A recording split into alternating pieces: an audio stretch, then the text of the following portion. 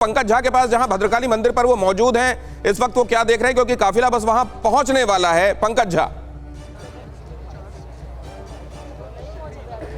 देखिए, मैं बताऊं आपको कि भद्रकाली मंदिर और यहाँ पर जो उनके आने का कार्यक्रम है, ये मंदिर देखिए, और यहीं पे वो पूजा करेंगे। और मैं जैसा पहले भी बता रहा था ना दिनेश, कि वो जब मुख्यमंत्री हुआ करते थे तो हर गुजराती नए साल के मौके पर यहाँ आते थे, पूजा करते थे। आपने वाराणसी में वो तस्वीरें देखी होंगी काल भैरव की, जो बनारस के शहर कोतवाल कहे जाते हैं, वैसे यहाँ की कुलदेवी कही जाती है। तो लोग इंतज़ार कर रहे हैं। जैसे उनको पता लगा ये तो रोड शो दोपहर बाद तय हुआ, और उसके बाद देखिए मैं आपको दिखाता हूँ लोग जो उनको चाहने वाले, उनके समर्थक, जिनके लिए मोदी सब कुछ है, अलग अलग रोल में। मैं बताना चाहता हूँ कि हर गुजराती के हिस्से में ना मोदी के अलग अलग तरीके के किस्से हैं यहाँ पर। और मैं इन लोगों से बात भी करना चाहूँगा कि आप लोगों ने तो कई बार देखा होगा मोदी जी को इस मंदिर में दर्शन पूजन करते हुए। जब पहले सीएम थे तब यहाँ दर्शन करने आते थे मोदी साहब।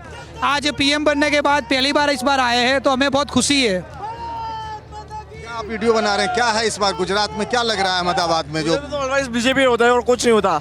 बीजेपी चाहे आप कुछ भी कर लो, कितने भी लोग मेहनत कर, आखिर क्या वजह है? मोदी लहर चलने वाली है। मोदी लहर, मोदी लहर चल रही है। आपको भी पता होगी ना सुबह से कैसी हवा चल रही है, वो मोदी लहर है। मोदी लहर है। तो देखिए, हमारी वीडियो भी बना रहे हैं ये, और जैसा कह रहे हैं, और मैं जो बार बार कह रहा हूँ दिनेश, हर उम्र के लोग, हर पीढ़ी के लोग, महिलाएं, बच्चे, बुजुर्ग, सब, और सबका एक ही कहना है। और ये बात भी सच है। जब मैं यहाँ कई दिनों से घूम रहा हूँ, ये जो मोदी मोदी के नाम लग रहे हैं, ये बड़ा इमोशनल कनेक्ट है। ये सिर्फ नारा ही नहीं है, सिर्फ एक शब्द नहीं है गुजराती लोगों के लिए। और इसीलिए मोदी भी उसी पर फोकस कर रहे हैं। वो जब कहते हैं कि मैं गुजरात हूँ, या फिर कांग्रेस पार्टी गुजरातियों का अपमान करती है, तो अपने को गुजरात के बनाते हैं। और वैसे भी सोचिए ना, जिस एक राज्य के रहने वाले और वहाँ जाकर देश के प्रधानमंत्री बन जाते हैं, तो सबसे बड़ा फैक्टर वही होता है। और इसीलिए घंटों से लोग इंतजार करते हैं। तो मतलब ये जो आप कह रहे हैं, लगाते हुए बस कुछ ही देर में नरेंद्र मोदी यहाँ आएंगे। जी, ये जो आप कह रहे हैं पंकज, ये मतलब सीधे सीधे कनेक्ट होता है फिर रावण वाली बात से। और रावण वाली बात का जिक्र प्रधानमंत्री नरेंद्र मोदी कर भी रहे हैं जगह जगह। मतलब इस बार हर बार किसी ना किसी पर ठीकरा फूटता है, किसी ना किसी स्टेटमेंट पर फूटता है। इस बार रावण वाली बात पर ठीकरा फूटेगा क्या उपाध्याय जी? देखिए दिनेश भाई, आपके संवाददाता जब बात कर रहे थे तो एक व्यक्ति ने क्या कहा वही सच्चाई है। 8 साल बाद इस मंदिर की माता की याद आई है इन्हें। ये क्या दर्शाता है? चुनावी जब भी जरूरत होती है तो चुनावी भक्ति हमारे प्रधानमंत्री जी को भी याद आ जाती है और भाजपा के लोगों को भी आती है। हमने तो यही कहा कि मोदी जी जो है एक चेहरा बेचारा कहां कहां रहेंगे, ये भाजपा वाले को समझने की जरूरत है। वो अच्छे व्यक्ति हैं, वो कोई रावण तो है नहीं कि वो हर जगह वही खड़ा रहेंगे, एक ही चेहरा पर बार बार आप चुनाव लड़ते हैं। इसको यदि आपने किसी और संदर्भ में समझ लिया तो ये भाजपा वाले की नासमझी कही जाएगी। हम तो भाजपा वाले के ही हित में बात कर रहे हैं कि तुहिन भाई क्यों मोदी जी के ही चेहरे को हर बार ला रहे हैं। और पंचायत के चुनाव में, जिला नगर पालिका के चुनाव में, एमएलए के चुनाव में, क्या वहां के सरकार ने कोई काम नहीं किया? नहीं, वैसे एक बात बताइए उपाध्याय जी, मुख्यमंत्री क्यों बदलने पड़े आपको? आपसे ये मैं समझूंगा कि सत्ता के विकेंद्रीकरण की बात जो करते रहे हैं आप, वो सत्ता का विकेंद्रीकरण अगर सही मायनों में हो रहा है कि पीएम निचले स्तर के चुनाव में जाकर भी अपनी मौजूदगी अगर दर्ज करा रहे हैं, तो इसमें आप लोगों को तकलीफ क्या है ये मैं समझूंगा। लेकिन जरा मैं ये जानना चाहता हूं एक बार फिर से पंकज झा के पास। पंकज, ये बात लोगों में भी इसका रिवर्बरेशन सुनाई दे रहा है क्या आपको? बात होती है तो कहीं लोग इन चीजों से कनेक्ट करते हैं क्या?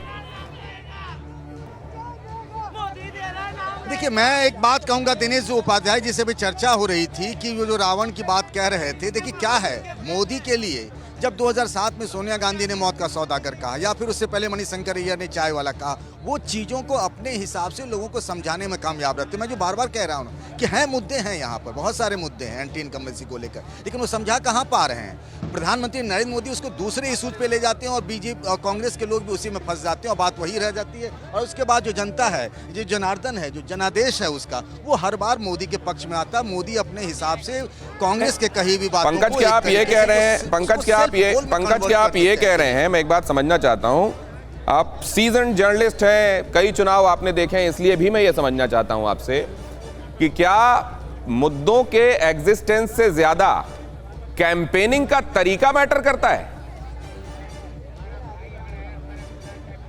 जी हाँ, बिल्कुल। देखिए, मैं ये नहीं कह रहा हूँ, मैं गया हूँ जगहों पे, महंगाई भी है, बेरोजगारी भी है, और देखिए ये जो बिजली, सड़क, पानी, ये तो समृद्ध राज्य रहा गुजराती। बिहार यूपी की तरह नहीं ना, यहाँ के लोगों के लिए इंटाइटलमेंट है वो, मतलब ऐसा कोई नई बात नहीं हो जाती। दूसरी बात, 2002 के बाद एक नई पीढ़ी आ गई, उसने वो चीज़ नहीं देखा है। लेकिन ये बात कांग्रेस पार्टी के लोग कहाँ समझा पा रहे हैं, कहाँ बुझा पा रहे हैं, कहाँ उसको नैरेटिव गढ़ पा रहे हैं। मोदी तो लोकल मुद्दों को छोड़कर देखिए 2002 में सबक सिखाने से बात लेकर के दूसरी चीज़ों पर ले आते हैं।